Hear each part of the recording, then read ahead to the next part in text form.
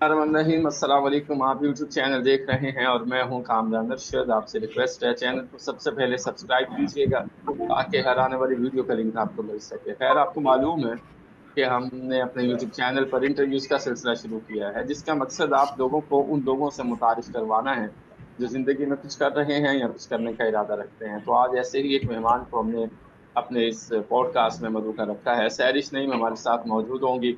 सैरिश, thank you so much for joining us today. Thank you so much Kamran for having this interview. मैं बहुत खुश हूँ इस चीज़ से कि मैं फर्स्ट टाइम इस तरह स्क्रीन पे आई और आपने मुझे अप्रोच किया। Thank you so much. Kesari से आपसे पूछना चाहूंगा कि आपकी जो स्पेशलिटी है वो है एचआर की। तो एचआर का जब भी लफ्ज हमारे जहन में या माइंड में आता है, ह्यूमन रिसोर्स कहलाता है। इसका जो प्राइमरी ऑब्जेक्टिव है वो कैंडिडेट्स को शॉर्टलिस्ट करना है जो जॉब के लिए आते हैं। सबसे पहला क्वेश्चन मेरा यही है, इतना मुश्किल काम है किसी को जज करना कि आया ही और she is capable for that opportunity he has applied और नॉट। बिल्कुल कामरान, आपका कहने का मकसद तो बिल्कुल ठीक है कि किसी को भी जज करना बहुत ही मुश्किल काम है। और हमारे पास तो इतनी बर्डन ऑफ सीवी आती है कि उसमें से किसी एक की सीवी निकाल के और उसको सर्च करना कि ये बंदा जो है वो हमारे ऑफिस हमारी कंपनी के लिए बेहतर होगा या इस तरीके से। खैर वो करना पड़ता है, हमें इस चीज़ को जज करना पड़ता है। उसे हम पहले तो हमारी फर्स्ट इंटरव्यू होता है, उसको उसमें सर्च करना और देखना कि वो इसमें कैपेबल है। आया कि उनको फर्स्ट इंटरव्यू उनकी कॉन्फिडेंट लेवल, उनके सीवी स्ट्रक्चर, वो सारी चीज़ें हमें देखना पड़ता है और फिर उनका कॉन्फिडेंट लेवल बहुत मैटर करता है। ठीक है। और ये सीबी, मैंने ये सुना है, हालांकि मेरे से इस पे बिलीव नहीं है, लेकिन I have some bad experience in my life that resume matters a lot to getting a job. Of course. अच्छा। ऑफ कोर्स अब बिल्कुल मैटर करते हैं रेज्यूम में। अब अगर अपडेट रेज्यूम ही ना हो और आप आगे आप जॉब सर्च कर रहे हैं और अपडेट रेज्यूम नहीं है, तो आई गेस वो इम्प्रेशन अच्छा नहीं पड़ता आपकी दूसरी कंपनी के लिए। आपको अपडेटेड रेज्यूम रखना चाहिए अपने पास अच्छा, तो ये या अपडेटेड। किसी को सेंड। ठीक है। अब वो हमारे यहाँ ये बात की जाती है कि एक बंदा अगर जॉब में अप्लाई करता है तो वो सबसे पहले जब रिज्यूमे या सीवी बनाने जाता है तो नेट कैफे की तरफ भागता है। वो नेट कैफे वाला जो भी सीवी का उसके पास फॉर्मेट होता है वो उसकी डिटेल्स उसमें पुट इन करता है, उसके पैसे चार्ज करता है और वो बंदा सीवी लेके जॉब के लिए चला जाता है। तो ये तो फिर प्रोफेशनल सीवी नहीं है। बिल्कुल, ये प्रोफ़ेशनल सीवी तो बिल्कुल भी नहीं है। आप आजकल तो सीवी के इतने ज़्यादा आ गए हैं मैटर, इतने ज़्यादा आप सर्च आउट करें तो बहुत सारा जो है वो कंटेंट आपको मिल जाएगा गूगल पे या फिर इतने अमेरिकन स्टाइल या इस तरीके से स्टाइल। ये कि कोशिश करनी चाहिए कि रिज़्यूम जो है वन पेज की हो और उसी में ही आपकी जो है वो सारी चीज़ें जो है वो एनहांस हो रही हैं। अच्छा, वन पेज रिज्यूमे होना चाहिए। अच्छा, मेरा तो वैसे बिल्कुल। 4 पेजेस था, फिर 3 हो गया और मैंने समझा कि यही प्रोफेशनल है। खैर, अच्छा ही अच्छा हुआ आपने मुझे ये बता दिया कि 1 पेज की रिज्यूमे होनी चाहिए। और ये तो आजकल चलते हैं रिज्यूमे, जब आप चूंकि एचआर से हैं और मैं तो जाहिर है जॉब के लिए अप्लाई करता हूँ और जाता हूँ इंटरव्यूज के लिए। इंटरव्यूज का मुझे बहुत अच्छा एक्सपीरियंस है। तो अब जब आप एचआर की हैं तो आप मेरे रिज्यूमे देखेंगे तो वो कैसा रिज्यूमे होना चाहिए? कलरफुल होना चाहिए, उसमें तस्वीर होनी चाहिए, पिक होनी चाहिए, और उसमें जो हमारी करंट जॉब है उसके हवाले से डिटेल्स मेंशन होनी चाहिए कि जो हमारे पास्ट जॉब्स हैं जो हम कर चुके हैं, job I have done in my past. तो I have to mention that on a CV और I am currently in that position, what I am doing this, is it necessary to mention on the CV? बिल्कुल कामरान, उसमें जो है आपको जो भी आप करंट जॉब कर रहे हैं उसमें सारी जो भी आप वहाँ पर रिस्पॉन्सिबिलिटीज जो भी आपकी ड्यूटीज है वहाँ पर वो मेंशन होनी चाहिए। कि बाद में जब आप किसी को कहीं अप्रोच कर रहे हैं, कहीं आप इंटरव्यू के लिए जा रहे हैं, तो वो पढ़े आपकी रिज्यूम को रीड आउट करे, तो सारी चीज़ों से पता होनी चाहिए कि आप वहाँ पर क्या काम कर रहे हैं। और फिर वो जाहिर है उससे उससे रिलेटेड आपसे क्वेश्चन भी करेगा, तो आप माइंडली प्रिपेयर रहनी चाहिए उस चीज़ के लिए। तो मेरा ख्याल है कि आपको सारी चीज़ें उसमें रेज्यूम में बिल्कुल उसमें होना चाहिए कि वहाँ पर आपकी क्या जेडीज थी। बस फिर अच्छी बात है कि आपने मेरा रिज्यूमे नहीं देखा, वरना आपने कहना था कि यार आप बनते तो इतने प्रोफेशनल हैं और रिज्यूमे आपका बिल्कुल ही नॉन प्रोफेशनल किस्म का है। Because I am very bad in it, I don't know how to make the CV, I don't know how to do a lot of things, I just learn one thing in my life, to speak a lot. So that's why फिर मैंने radio join कर लिया to speak more a lot. फिर मैंने television join कर लिया as a thinker. सो मेरा इन चीज़ों पे फोकस नहीं रहा। लेकिन आपकी बात दुरुस्त है कि जाहिर है, अगर आप किसी जॉब के लिए जा रहे हैं, एक वो फौजी जो जंग लड़ने जा रहा है और उसके पास वेपन ही ना हो, तो फिर वो फौजी तो जंग नहीं लड़ सकता। तो रिज्यूमे तो पहली चीज है कि आप किसी जगह पर एप्लीकेंट बन के जा रहे हैं, तो resume will matter a lot. Resume will speak first, then you will speak second. Am I right? बिल्कुल, you are absolutely right. Resume बहुत मैटर करती है आपकी, किसी भी उसको बिल्कुल प्रॉपर होनी चाहिए, अपडेटेड होनी चाहिए। रेज़्यूम बहुत मैटर करती है किसी भी जॉब के लिए। और ये कलरफुल होनी चाहिए पिक के साथ के, जो हमारे यहाँ ब्लैक एंड व्हाइट चल रहा होता है। पिक्चर्स होनी चाहिए कि सामने वाले को पता हो कि आया कि हम फ़ोन में हैं तो हम किससे बात कर रहे हैं, क्या कर रहे हैं, तो हम एक्चुअली पिक्चर भी होनी चाहिए आई थिंक। हम्म, ठीक हो गया। अच्छा, ये तो आपने पहला स्टेप बताया, एचआर जिस चीज को कैटर करता है वो है सीवी हमारा। दूसरा स्टेप ये आता है कि कैंडिडेट आपके सामने आ गया। अब कैंडिडेट का एक ड्रेस कोड भी होता है, आप उसका ड्रेस कोड भी देखते हैं। दूसरा सीन ये है कि फिर उसकी बॉडी लैंग्वेज होती है, कॉन्फिडेंस होता है। फिर वो आप उससे इंट्रोडक्शन देते हैं और वो फिर बोलना शुरू करते हैं। तो ये जो बोलने से पहले के मराहिल हैं, इस जजमेंट में कितनी दिक्कत आती है आपको? सच बताऊँ तो बहुत ही दिक्कत आती है कि जजमेंट किसी को भी जज करना वो कि वन पॉइंट फॉरन उसको सेकंडों में जज करना भी जज करना। फिर भी करना पड़ता है तो हम उसे कॉन्फिडेंट लेवल उसको देखा जाता है उसका कि कॉन्फिडेंट कितना है वो, और आया वो अपनी जॉब के बारे में कितना सिंसियर है और किस तरीके से क्विकली आंसर दे रहा है या नहीं दे रहा। तो ये सारी चीजें मैटर करती है कोई भी इंटरव्यू के लिए। अगर आप फोन कॉल पे मीटिंग की इंटरव्यू की बात कर रहे हैं तो वो जाहिर है हम उसमें कॉन्फिडेंट और जस्ट स्पीकिंग कम्युनिकेशन पावर देख सकते हैं, that's it.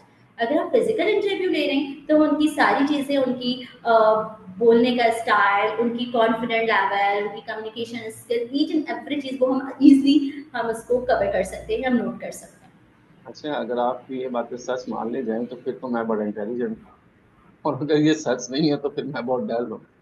The way to speak, the body language you have. A lot of people says that you have confidence, you have a strong body language. लेकिन मुझे आज तक ये समझ नहीं आया कि एक्चुअली कम्युनिकेशन स्किल्स क्या होते हैं। Sorry, I can hear. Now can you hear me? आवाज? अगेन बोलिए। अच्छा अच्छा, मैं ये कह रहा था कि देखिए, हमारे यहाँ जो जॉब कैटर करने के लिए, जॉब हासिल करने के लिए कम्युनिकेशन स्किल्स पर बड़ा जोर दिया जाता है।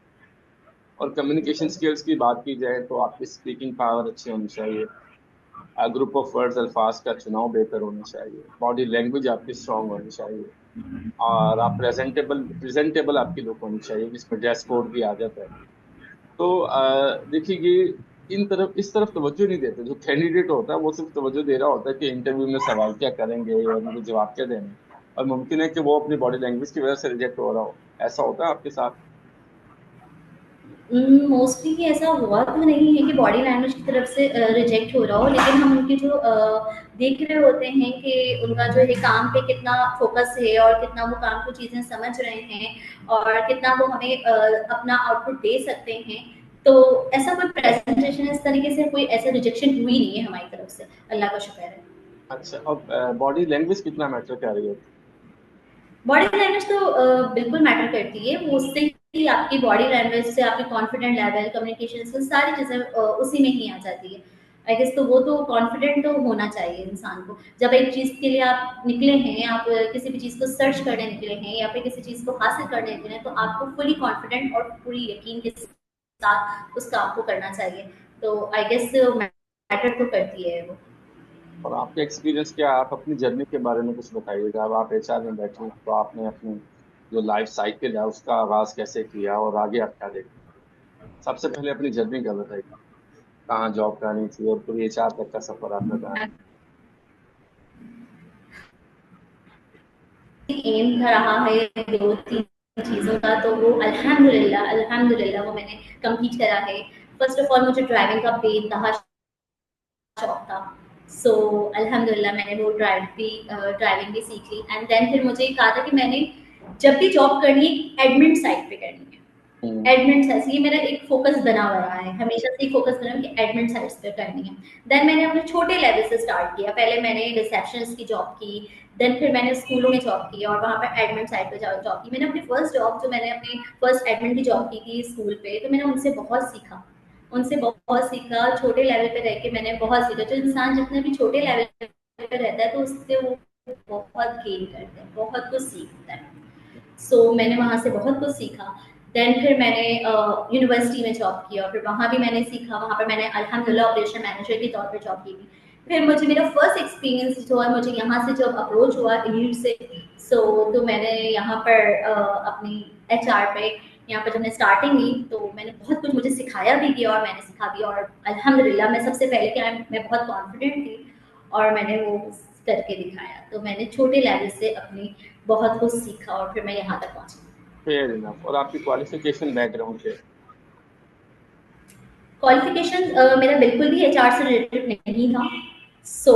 मेरा यहाँ से बिल्कुल एचआर से रिलेटेड नहीं था, वो एक शौक था, मेरा एक शौक रहा। तो फिर वहां से मैं टच होते होते होते होते मैं एचआर पे अल्हम्दुलिल्लाह पहुंच गई। पहले मैंने बीबीए किया, देन मैंने मास्टर्स किया एजुकेशन पे, एंड देन फिर मैं यहाँ पर मुझे फिर यहाँ पर हायर किया गया। तो मजा आता है लोगों के इंटरव्यूज करते हुए, लोगों की असेसमेंट करते हुए? मजा भी आता है, लेकिन अनफॉर्चुनेटली जब वो सेलेक्ट नहीं होते थोड़ा सा दुख भी होता है। लेकिन आप उसको फिर बताते कैसे हैं उन लोगों को जो हायर नहीं होते? आप ये कहते हैं कि जब आप शॉर्टेज हो जाएंगे तो आपको बता दिया जाएगा? थ्रू या ईमेल। वही एक जुमला जो हमारे यहाँ चलता है, एक बंदे का इंटरव्यू बहुत अच्छा होता है, कम्युनिकेशन भी अच्छी होती है, तो उसको फिर कहा जाता है कि if you are on a shortlist we will let you know within 48 to 72 hours. सो आपके यहाँ भी कुछ ऐसा सीन सच बताऊं तो नॉर्मली होता है ऐसे ही है, है? लेकिन सबने मुझे ऑफिस में भी यही कहते हैं कि आप बहुत ही ज्यादा एचआर वाली तो लगती नहीं है। एचआर वाले लाइक खड़ूस और इस टाइप के होते हैं, तो वो आप आपको लगती बिल्कुल एचआर नहीं लगती। है, जब से मैं आपसे बात करता हूँ आप बड़ी जॉली सी हैं, फ्रेंडली हैं। और सबसे बड़ी बात जो मुझे आपकी अच्छी लगी, अब तक जितना मैं आपको जानना हूँ, आप ट्रस्ट वर्दी हैं। तो ये बड़ी चीजें मैटर कर रही होती हैं कि किसी के साथ अगर आप चल रहे हैं, किसी से आप बात कर रहे हैं, तो उसको भी स्पेस देनी चाहिए, हर बात का गलत एंगल नहीं बना देनी चाहिए। तो ये चीजें हैं जो मैंने आप में देखी हैं। तो जब आप दूसरों को रिजेक्ट करती हैं तो फिर वो कैसे करते बहुत मुश्किल होता है ये सिचुएशन मेरे लिए, क्योंकि वो बहुत होप और बहुत उम्मीदों के साथ अप्रोच करते हैं और देन उनकी बार बार पूछना कि मैम क्या हुआ, मैम अपडेट, मैम अपडेट। हैं? जाहिर है मुझे जब पीछे से आंसर मिलेगा तो देन मैं फिर वही उन्हें बताऊंगी। तो मुझे बहुत मुश्किल और बहुत मुश्किल से मैं उन्हें बताती हूँ कि सॉरी यू आर नॉट, तो नॉट सिलेक्टेड। तो मुझे बहुत उनको बताती हूँ कि किस वजह से आप सिलेक्ट नहीं अच्छा, ये सबसे हुए। अच्छी ये बात है क्योंकि हमारे ये यहाँ भी लाजमी बनाना चाहिए। आप यकीन ये कीजिए, लाजमी। तो अपने इंटरव्यूज में अक्सर ये बात का जिक्र करता हूँ कि इंटरव्यू जो होता है उसमें अगर आप असल बात ना करें तो उसका फायदा नहीं है जो लोगों को मालूम हो। मैं कैजुअल इंटरव्यूज करता हूँ, डिस्कशन जिस समय आपसे कहा, डिस्कशन के थ्रू मेरा ख्याल है कि कैजुअल डिस्कशन ही अच्छी होती है। अच्छा, मैं एक दो कंपनीज में गया तो मैं रिजेक्ट हो गया, कोई मसला नहीं है, क्योंकि I guess rejection is a redirection of your life. So you have to think beyond the box that why you have been rejected, and you have to start it overcome on those things which will help you to become more confident, more skillful person. अच्छा, वो ये कहते हैं, आप कहते थे हम आपको 48 आवर्स से 72 आवर्स में ईमेल करते हैं।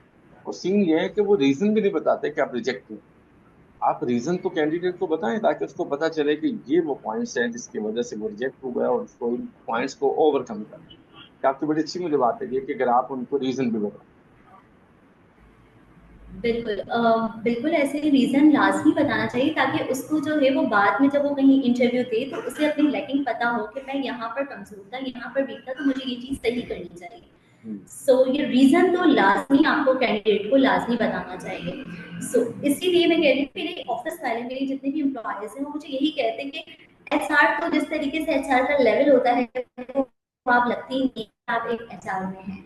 क्योंकि मेरा एचआर वाला लेवल ही नहीं है ना एम्प्लॉय के साथ, ना इस तरीके से साथ मेरा नहीं। सॉरी, मुझे मेरा मैं ऐसे हुई ही नहीं कि मैं इस तरीके से अपने आप को अच्छा, इसका मतलब है मुझे भी वहां आना होगा, जॉब के लिए अप्लाई करना होगा और शायद आपको इंटरव्यू देके मेरी जॉब हो जाए। बिल्कुल बिल्कुल आप आए तो बहुत अच्छी बात हो जाएगी। अच्छा, मुझे ये बताइएगा कि जाहिर है जब इंटरव्यूज के लिए कैंडिडेट्स आते हैं तो मेल फीमेल दोनों आते हैं। जब फीमेल और फीमेल होती है तो फिर एक फेमिनिज्म फैक्टर भी होता है, सो फीमेल्स को भी आप रिजेक्ट उसी क्राइटेरिया से करती हैं, या आप उनको जरा कहती हैं आप बस अभी आप दोबारा अप्लाई कीजिएगा और उनको सीक्रेट्स बताती हैं कि इस तरह से अप्लाई करके तो आप जॉब हासिल कर इसका इसका मतलब आप समझ रहे हैं कि मैं मेल में और फीमेल में फ़र्क कर रही होती हूँ। मैं फेमिनिज्म फैक्टर के बारे में जानना चाह रहा हूँ, जो हमारे यहाँ फेमिनिस्ट हैं और फेमिनिज्म को फरोग देते हैं उस हवाले से। मेल या फीमेल हो, दोनों बहुत उम्मीदों के साथ इंटरव्यू के लिए आते हैं। बहुत ही उम्मीदों के साथ आते हैं। वो किस किस पीछे किस बैकग्राउंड से आ रहे हैं हमें नहीं पता। हमें जस्ट इंटरव्यू लेने से मतलब होता है, तो हमें नहीं पता कि वो किस जंग से लड़ने के लिए एक जंग में आ रहे हैं, हमें नहीं पता। तो मैं बिल्कुल भी फ़र्क नहीं करती और उनको बिल्कुल ही वैसे ही ट्रीट करती हूँ जैसे मेल की करती हूँ, वैसे फीमेल को करती हूँ। हम्म। और जाहिर है आप अब एचआर में काम कर रही हैं एक कंपनी के साथ, प्राइवेट कंपनी के साथ, तो आपको यहाँ पर मेल स्टाफ भी होता है, फीमेल्स भी होता है, मीटिंग्स भी होती हैं, व्हाट्सएप ग्रुप्स भी होते हैं जिनमें कंपनीज की डिटेल्स के साथ आप डिस्कशंस करती हैं। तो आपको कोई मुश्किलात तो नहीं आती बीइंग अ फीमेल? जैसे पाकिस्तान में हैरेसमेंट इश्यूज बहुत हैं और आजकल कंपनीज के अंदर हैरेसमेंट इश्यूज, सोशल मीडिया पे हैरेसमेंट इश्यूज हैं, ब्लैकमेलिंग एंड ऑल दैट, तो आपको कोई ऐसे मुश्किल तो नहीं आई? अभी तक ऐसे हरासमेंट की आई तो नहीं है और इंशाल्लाह कभी आएगी भी नहीं। ऐसी अभी तक तो मैंने इस चीज़ को कभी फेस नहीं किया। वो अल्लाह हरासमेंट का शुक्र है। ऑफिस तक नहीं होती, सोशल मीडिया तक भी होती है, लोग नंबर्स के लिए अप्रोच करते हैं। सॉरी? मैंने कहा हरासमेंट सिर्फ ऑफिस तक नहीं होती, लोग नंबर्स के लिए भी अप्रोच करते हैं, लोग तस्वीर के ऊपर गलत कमेंट्स करते हैं। एक तो है कि एक तस्वीर है, उसके ऊपर एक अच्छा कमेंट तो जाहिर है कि ये कोई भी कर सकता है, वो वल्गर कमेंट्स करते हैं और फिर प्रोवोक करते हैं लोगों को, वो फिर नीचे आके फीमेल्स को, फीमेल एक बड़ा इजी टारगेट है पाकिस्तान में अनफॉर्चुनेटली। तो इस तरह का कोई हरासमेंट आपको सोशल मीडिया नंबर अप्रोच जैसा तो? बीइंग अ गर्ल हो तो हर किसी लड़कियां तो कोई इस चीज़ से बच सकती हैं। हाँ, पहली बात तो ये। ठीक आपने बात जी, कही। बिल्कुल नहीं बच सकती। तो हम्म। बात सारी ये कि आप ऐसा रिएक्ट ना करो, ना दूसरों को ऐसा मौका दो। हम्म। अगर दूसरे ये कर रहे हैं तो आप उसमें ऐसा रिएक्ट ना करो कि अगले को मज़ीद करने की जो है वो कॉन्फिडेंट उनका बढ़ जाए। हम्म। सो आती है मोस्टली मुझे, मतलब ड्राइविंग पे आती है जब मैं ड्राइव कर रही होती हूँ, या फिर कभी कहीं ऐसी जगह चली गई तो आती है। लेकिन उसमें बात सारी ये है कि मैं ऐसा फ़ील होने ही नहीं देती कि हाँ भाई ये मेरे लिए एक हरासमेंट है। मैं फ़ौरन जवाब देती हूँ, उनको शट अप कॉल देती अच्छा, आप शट अप कॉल देते हैं तो बड़ी अच्छी बात हूँ।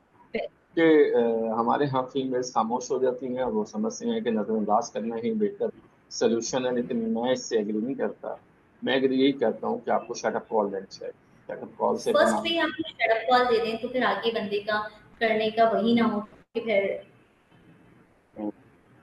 अच्छा, कोई ऐसा इंटरव्यू, कोई ऐसा कैंडिडेट जो रिजेक्ट हुआ हो और आपको याद आता हो कि यार वो बंदा बड़ा कॉम्पिटेंट था लेकिन अनफॉर्चुनेटली वो इस वजह से रिजेक्ट हो? बिल्कुल गर्ल ही थी एक जो रिजेक्ट हुई थी, और वो मुझे वाकई बहुत अफसोस हुआ था उस लड़की पे। अच्छा, तो रिजेक्शन की वजह क्या थी? उसके रिजेक्शन की वजह जो थी वो है कॉन्फिडेंट। वो उसने सारे सवालात के जवाब तो दिए, लेकिन उसने वो कॉन्फिडेंट लेवल नहीं है। वो इस तरीके, क्योंकि एक जगह पे अगर आप एक प्लेटफॉर्म पे जॉब कर रहे हैं तो आपको मेल और फीमेल सबका सामना करना पड़ता है। तो जैसे आप। आपको सामना करना। हम्म, सॉरी? जैसे आप कर रही हैं, आप भी तो जॉब कर रही हैं। बिल्कुल, तो आई गेस वो बहुत डरी सहमी और सिर्फ मेरे ही सामने आई थिंक वो बात करने में, कम्युनिकेट करने में ईजी फील कर रही थी। तो मुझे बहुत दुख हुआ था उसको रिजेक्ट करते हुए, क्योंकि उसकी बाकी चीज़ें तो थी लेकिन वो आगे सर्वाइव करने के उस पे नहीं थी। तो आपने बताया कि you have a lack of confidence with बिल्कुल, बिल्कुल मैंने उसे बताया इसकी लैकिंग, उसकी सब कुछ बताया कि आपको किससे रिजेक्ट किया गया, और सारी चीज़ें मैंने उसको बताई। और अब तक का कोई ऐसा लम्हा जो बैड लम्हा हो, बैड मोमेंट हो आपके साथ, जैसे कि आप किसी को सेलेक्ट नहीं करना चाह रही थी लेकिन आप किसी ने उसको हायर कर दिया और बाद में आपने प्रूव किया कि आपका डिसीजन ठीक था? नहीं, मैं अपनी डिसीजन नहीं रखती। अच्छा, बिल्कुल। तो बहुत अच्छी बात है। तो आगे आप क्या देखते हैं, अगर आप अपने आप को क्या देखना चाहते हैं आज के 4 साल, 5 साल, 10 साल के बाद सैरिश नईम खुद को कहाँ देखना चाहते सक्सेसफुल वुमेन। सक्सेसफुल वुमेन कौन होती है आपकी नजर? बिल्कुल अपने कैरियर पे बिल्कुल सक्सेसफुल वुमेन देखना चाहती हूँ मैं अपने आप को, कि लाइक मैं देखना चाहती हूँ कि अगर ये यहाँ है तो मैं क्यों नहीं, मैं अपनी क्या चीज़ मेरे अंदर है, किस चीज़ की लैकिंग है मेरे अंदर। सो मैं इस चीज़ पे बहुत फोकस करती हूँ। गोल सेटिंग्स, गोल सेटिंग पे बिलीव करती हैं आपकी? गोल गोल सेटिंग होनी चाहिए? गोल मैटर्स करते हैं आगे बढ़ने के लिए? कुछ लोगों का बड़ा स्ट्रांगली बिलीव होता है कि गोल, बिल्कुल आपको कोई भी, सॉरी, कुछ लोगों का बहुत ज्यादा बिलीव होता है गोल सेटिंग पे, कि गोल्स सेट करने चाहिए, टारगेट रखने चाहिए। आप गोल्स बनाती हैं? जी बिल्कुल, इनिशियल मैंने बिल्कुल अपने गोल सेट किए, और जब तक आप गोल सेट नहीं करेंगे आप अपनी लाइफ में कुछ कर नहीं सकते। अपने गोल्स को सेट करने चाहिए। अच्छा, मैं तो गोल गोल्स नहीं को सेट बनाता। करने से, अच्छा, ये भी एक नई चीज मुझे आपसे सीखने को मिली। एक तो सीवी 1 पेज की होनी चाहिए, और दूसरा गोल सेटिंग। बिल्कुल। गोल सेटिंग में कैसे आप गोल कैसे सेट करती हैं? मिड टर्म गोल बनाती हैं, शॉर्ट टर्म बनाती हैं, लॉन्ग टर्म बनाती शॉर्ट टर्म भी बनाना चाहिए और लॉन्ग टर्म भी बनाने चाहिए। बेसिकली हमें इस तरीके से करना चाहिए, बेबी स्टेप्स पे शुरू करना चाहिए हमने अपने गोल्स को। ये देखिए, मैंने शुरू से ही अपना गोल बना लिया था कि मुझे जो है वो अपने एडमिन की जॉब करनी है। लाइक मैंने अपने एडमिनिस्ट्रेशन, अपने एचआर, इसको ही लेके चलना है। इसके अलावा ना कोई टीचिंग प्रोफेशनल भी था, मेरे पास बहुत सारे प्रोफेशन थे, बट मैंने उसको अचीव नहीं किया क्योंकि मेरा एक सेट था कि मुझे लोएस्ट लेवल से ही मुझे अपनी रिसेप्शन से लेकर एडमिन, एचआर, इस तरीके से ही निकलना था। ये मेरा एक गोल सेट हुआ हुआ था कि मुझे इस फील्ड पे आगे जाना है। अल्हम्दुलिल्लाह मैं अब इसी फील्ड पे ही आगे जा रही हूँ और इंशाल्लाह जा रही हूँ। हैं? बहुत शुक्रिया आपके टाइम का, और आप देखने और सुनने वालों को कोई पैगाम देना चाहें? मैं बस इतना कहूँगी कि कोई भी आप चीज़ को हासिल करना चाहते हैं तो उसे कॉन्फिडेंट और फुल यकीन, अल्लाह पे यकीन के साथ उसको हासिल करें। बात की है कि हमारे यहाँ पे बात करनी है, यकीन नहीं होता, कॉन्फिडेंस जाहिर है, कॉन्फिडेंस फेक करने सबसे बड़ी वजह ये होती है कि जब खुद सॉरी, आपकी आवाज़ नहीं आ रही। आवाज आ रही है कहा यस। मैं कह रहे थे कि आपकी बिल्कुल ठीक बात है। कॉन्फिडेंस बिल्डिंग बड़ा मैटर है कि आगे बढ़ने के लिए। जब हम खुद पे बिलीव नहीं करते तो फिर कोई भी हम पे बिलीव बिल्कुल, डेफिनेटली। नहीं। और जो देखेंगे लोग, और जो सुनेंगे इस पॉडकास्ट को या देखेंगे, शायद उनके लिए बड़ी फायदा। मैसेज या कोई सजेशन मेरे लिए आप देना चाहें?